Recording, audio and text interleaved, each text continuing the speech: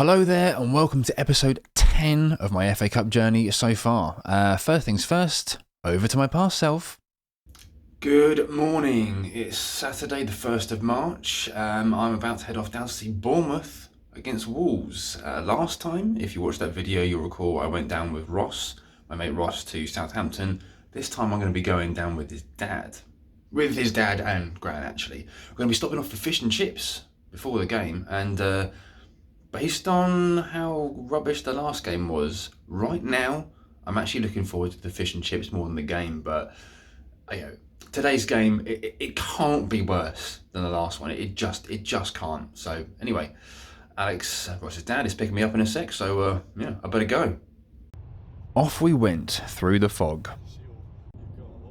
Not going to the one at the top again, thankfully.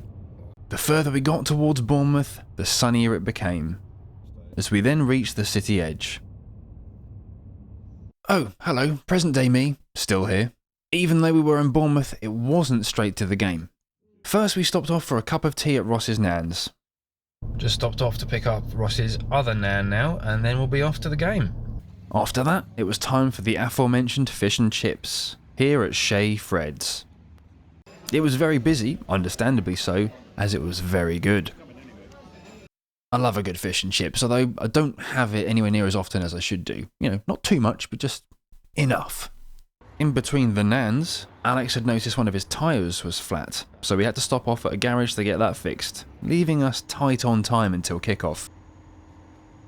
New tyre sorted, we arrived at the Vitality with about half an hour to spare. This wasn't my first visit here, although the last and only time previous was a friendly back in 2010. Programme purchased, and I had a physical ticket this time too. In we headed. First stop, the bar, for a quick drink before kickoff.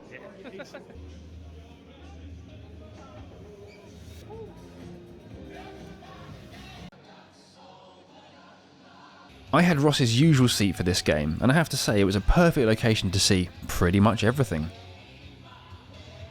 And out they came. Stating the obvious here, but both Bournemouth and Wolves are currently in the Premier League, the top tier of English football.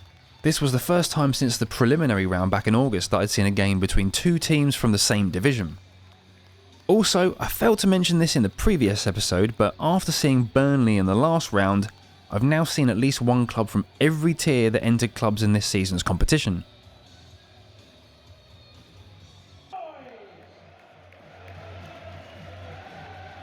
Team huddles out of the way, we were off.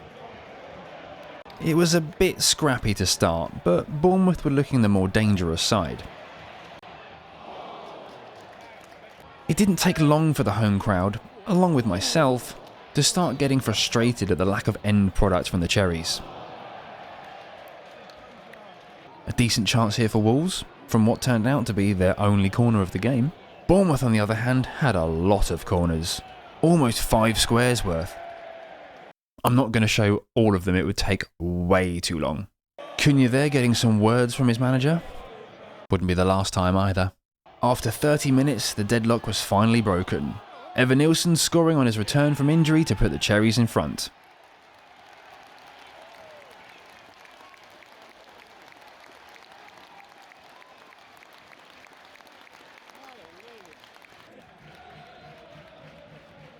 The rest of the half was continued pressure from Bournemouth, and about 5 minutes later, they were 2-0 up from one of their many corners.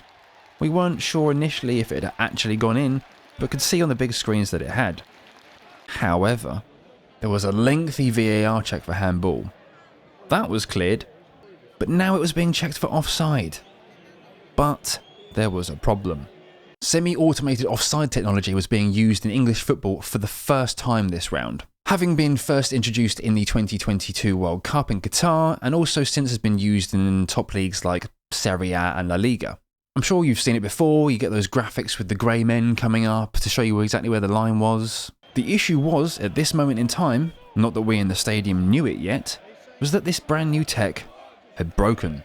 I'm still not sure if the wait was for the tech to come back on, or if they gave up and drew lines how they do with VAR, but it took 7 minutes to disallow this goal for offside. 7 minutes. Ridiculous.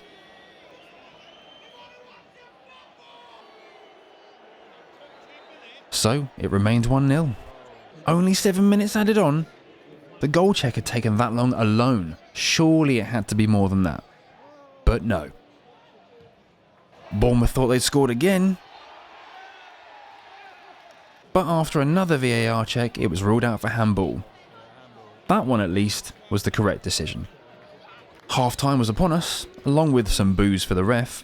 Only 1 goal so far, but plenty of drama. The team's back out for the second half, and we were underway again. Bournemouth continued to have plenty of bites of the cherry, but couldn't extend their advantage. Step up, Matheus Cunha. Out of seemingly nothing, he pulled out a wonder strike to level for Wolves in the 60th minute.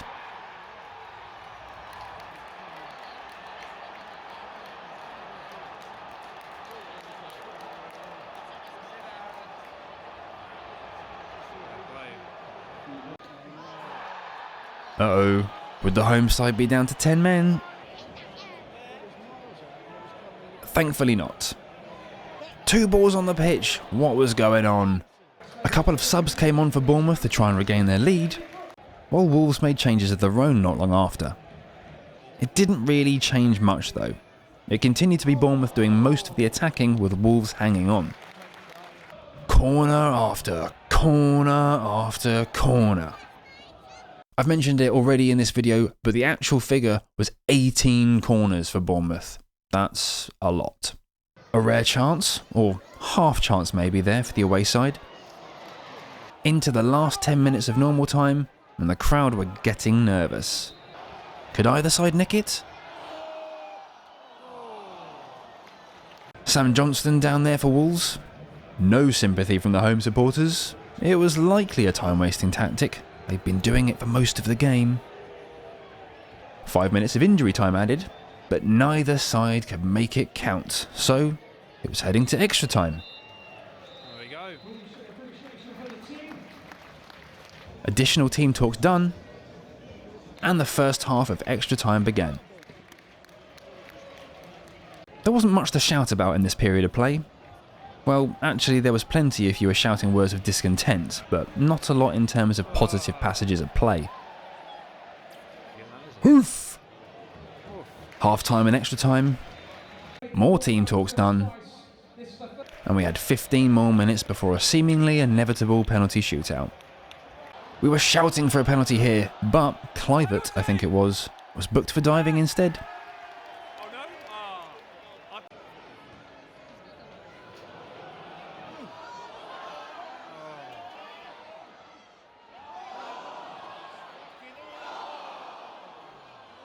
What a mess that was, the keeper not covering himself in glory there. But he redeemed himself here with a great save to tip the ball over the bar. And another one! Bournemouth should have had the game won a few times over by this point. Wow. How has he saved that? When Cunha gets the ball here, keep your eyes to the right. Partially obscured by a guy's head, but nonetheless you can see the first hit. That is, the first hit of Cunha's hand to Kerkez's head. Completely unnecessary, with extra time almost over. Cue lots of pushing, argy-bargy, handbags, whatever you want to call it. Finally, Cunha was shown a straight red card. What an idiot. As you can see, he didn't go easily either, having to be manhandled down the tunnel.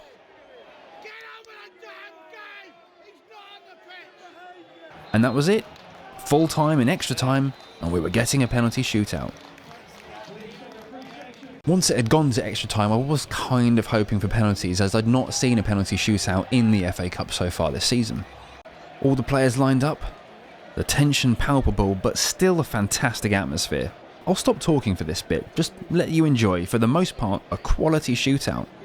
Well, when heads and limbs aren't getting in the way.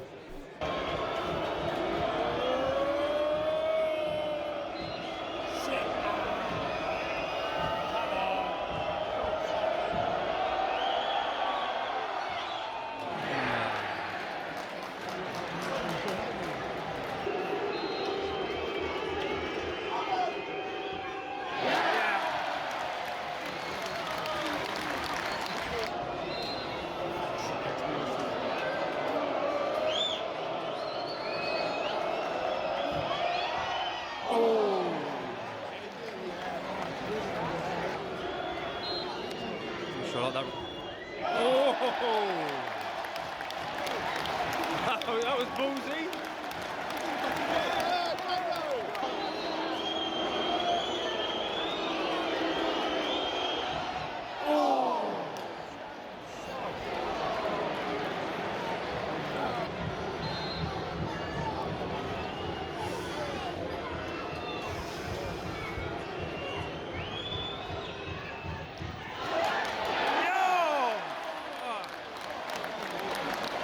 Wow.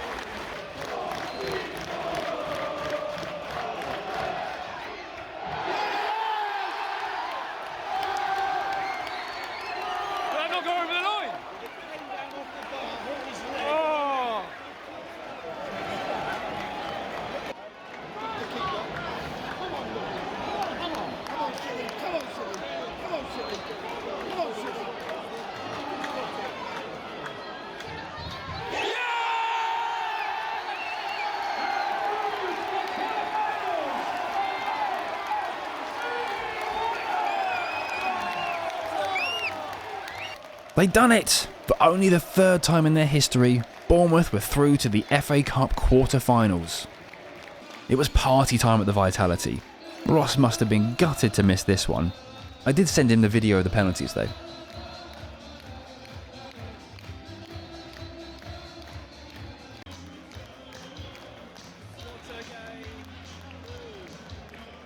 And that was it. Another round done. Time to head home.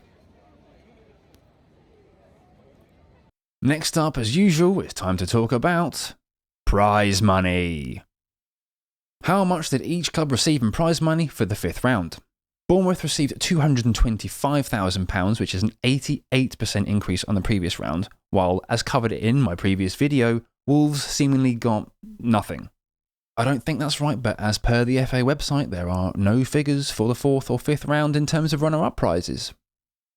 In terms of teams left in the competition that I've seen, well, it won't really surprise you to learn that it's just Bournemouth at this point.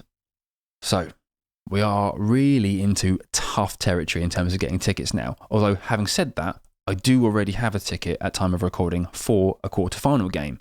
Semis and the final, that is going to be very, very tough. So, wish me luck. That's all for today. Have a good one, and I'll catch you next time.